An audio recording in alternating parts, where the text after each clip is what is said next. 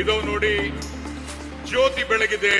ಗೃಹ ಜ್ಯೋತಿ ಯೋಜನೆ, ಉಚಿತ ಬೆಳಕು, ಸುಸ್ಥಿರ ಬದುಕು.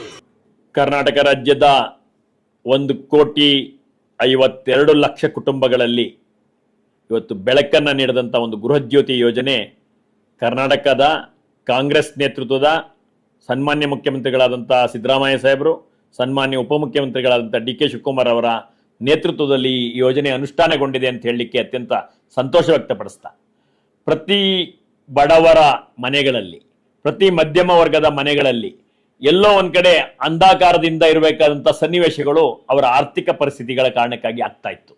ಇವತ್ತು ಅವರೆಲ್ಲರೂ ಕೂಡ, ಅಷ್ಟೂ ಜನರು ಕೂಡ 1,52,00,000 ಕುಟುಂಬಗಳು ಇವತ್ತು ವಿದ್ಯುತ್ತನ್ನ ಏನು 200 ಯೂನಿಟ್ ವರೆಗೆ ಉಪಯೋಗಿಸ್ತಾರೋ ಅವರೇಜ್ ಆಗಿ ಅದು ಉಚಿತವಾಗಿ ಉಪಯೋಗಿಸುವಂತ ಯೋಜನೆಯ ಹಿಂದಿನ ಉದ್ದೇಶವನ್ನ ನಾವು ನೋಡಿದಾಗ ನಮ್ಗನ್ಸೋದು ಏನಂತಂದ್ರೆ, ಒಂದು ಸರ್ಕಾರ ಸಾಮಾನ್ಯ ಜನರ ಪ್ರಜೆಗಳ ಯೋಗಕ್ಷೇಮಕ್ಕಾಗಿ ಆಲೋಚನೆ ಮಾಡುವಂತ ಸನ್ನಿವೇಶದಲ್ಲಿ ಆ ಕುಟುಂಬಗಳಲ್ಲಿರ್ತಕ್ಕಂಥ ವಿದ್ಯಾರ್ಥಿಗಳು ಶಿಕ್ಷಣ ಮತ್ತು ಪರೀಕ್ಷೆ ಕಾಲದಲ್ಲಿ ಎಲ್ಲಿ ದೀಪ ಉರಿಸಕ್ಕೆ ವಿದ್ಯುತ್ ಬಿಲ್ ಕಟ್ಟೋಕ್ಕಾಗಲ್ವೋ ಅನ್ನುವಂಥ ಸನ್ನಿವೇಶಗಳಲ್ಲಿ ಆ ಒಂದು ವಿದ್ಯುತ್ ಶಕ್ತಿಯನ್ನು ಉಪಯೋಗಿಸುವಂತ ಸನ್ನಿವೇಶದಲ್ಲಿ ಅವರು ದಿನನಿತ್ಯ ಕುಟುಂಬಗಳು ಬದುಕನ್ನ ಸಾಗಿಸ್ತಾ ಇದ್ವು.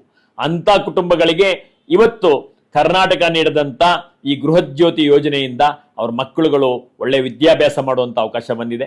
ಅನಾರೋಗ್ಯದವರು ಇವತ್ತಿನ ಬೇಸಿಗೆ ಕಾಲದಲ್ಲಿರ್ಬೋದು ಮತ್ತು ಬೇರೆ ಕಾಲಗಳಲ್ಲಿ ಆ ಉಷ್ಣಾಂಶ ಜಾಸ್ತಿ ಇರ್ತಕ್ಕಂಥ ಸನ್ನಿವೇಶದಲ್ಲಿ ಒಂದು ಹೆಚ್ಚು ಫ್ಯಾನ್ ಹಾಕೊಳ್ಳೋದಾಗ್ಲಿ, ಹೆಚ್ಚು ಲೈಟ್ ಉರಿಸೋದಾಗ್ಲಿ, ಬೇರೆ ರೀತಿ ಮಾಡುವಂತ ಯಾವ ಕ್ರಮಗಳು ಮಾಡ್ಲಿಕ್ಕೆ ಸಾಧ್ಯ ಆಗ್ತಿರಲಿಲ್ಲ. ಯಾಕೆಂದ್ರೆ ಮಾಸಿಕವಾಗಿ ಆ ಬಿಲ್ಲನ್ನು ತುಂಬುವುದು ಕಷ್ಟ ಸಾಧ್ಯವಾಗಿರ್ತಕ್ಕಂಥ ಸನ್ನಿವೇಶಗಳು ಸೃಷ್ಟಿಯಾಗ್ತಿದ್ವು.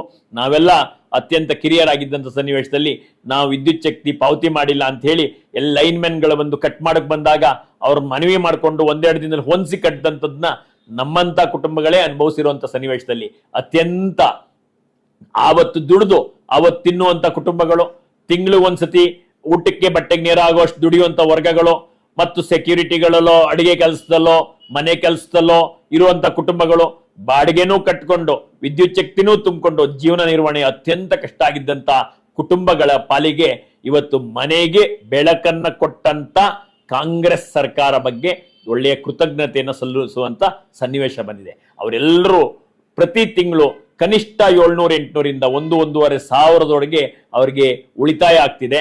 ಅಂದ್ರೆ ವರ್ಷಕ್ಕೆ 10,000ದಿಂದ ಹಿಡಿದು 18-20,000 ಆಗುವಂತ ಉಳಿತಾಯದ ಕಾರಣಕ್ಕಾಗಿ ಅವರು ಆ ಹಣವನ್ನ ಬೇರೆದಕ್ಕೆ ಸದ್ವಿನಿಯೋಗ ಮಾಡಿಕೊಂಡು ತಮ್ಮ ಕುಟುಂಬದ ನಿರ್ವಹಣೆಯನ್ನ, ತಮ್ಮ ಜೀವನ ಪದ್ಧತಿಯನ್ನ ಉತ್ತಮಗೊಳಿಸಿಕೊಳ್ಳುವಂತ ಒಂದು ಅವಕಾಶವನ್ನ ಕರ್ನಾಟಕದ ಕಾಂಗ್ರೆಸ್ ಸರ್ಕಾರ ನೀಡಿರ್ತಕ್ಕಂಥದ್ದು ಸರ್ವರಲ್ಲೂ ಕೂಡ ಒಂದು ಒಳ್ಳೆಯ ಮನಸ್ಥಿತಿಯನ್ನ, ಮಂದಹಾಸವನ್ನ ನೀಡಿರ್ತಕ್ಕಂಥ ಸನ್ನಿವೇಶದಲ್ಲಿ ಅವರೆಲ್ಲರೂ ನೆಮ್ಮದಿಯಿಂದ ಬದುಕುವಂತ ಒಂದು ಯೋಜನೆಯನ್ನ ಕರ್ನಾಟಕದ ಕಾಂಗ್ರೆಸ್ ಸರ್ಕಾರ ನೀಡಿದೆ ಅನ್ನೋದನ್ನ ಸಂತೋಷದಿಂದ ಹೇಳಿಕ್ಕೆ ಇಚ್ಛೆ ಪಡ್ತೀನಿ.